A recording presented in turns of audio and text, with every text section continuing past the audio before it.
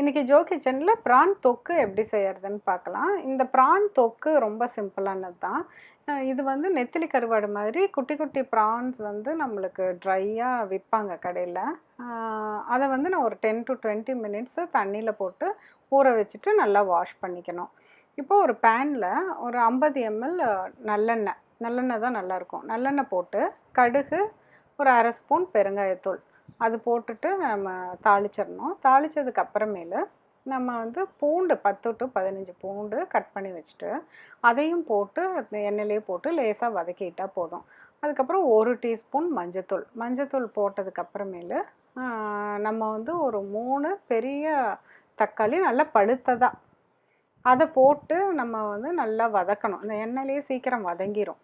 இப்போ மிளகாத்தூள் நான் 2 டேபிள் ஸ்பூன் வந்து யூஸ் பண்ணியிருக்கேன். 1 டேபிள் ஸ்பூன் வந்து காஷ்மீரி சில்லி பவுடர் நல்ல கலருக்காக, 1 டேபிள் ஸ்பூன் நல்லா காரத்துக்காக காரமாக இருக்கிற மிளகாத்தூள். அப்புறம் உப்பு வந்து கம்மியாக போட்டால் போதும். ஏன்னா அந்த ட்ரையாக இருக்கிறனால அதில் ஏற்கனவே அந்த ப்ரானில் வந்து உப்பு இருக்கும். கழுவுனாலுமே அதுக்குள்ளே வந்து உப்பு நல்லா இறங்கியிருக்கும்.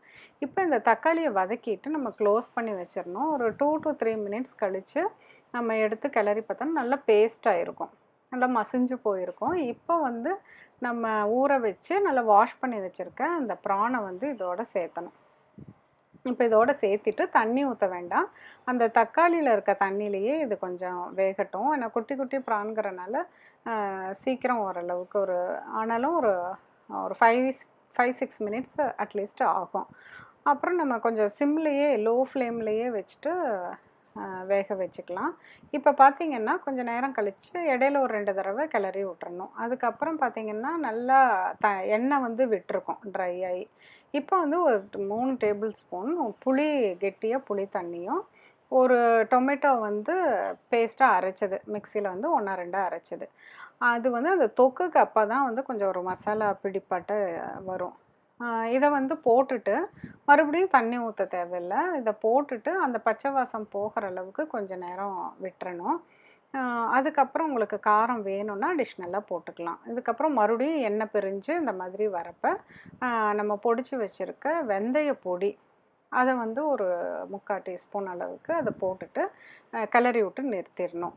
இதை செஞ்சு பாருங்கள். உங்கள் ஃபீட்பேக் என்னென்னு கமெண்ட்ஸில் சொல்லுங்கள். Please like and share my channel. மீண்டும் ஒரு புதுசான ஒரு ரெசிபியோடு உங்களை சீக்கிரம் மீட் பண்ணுறேன். தேங்க்யூ.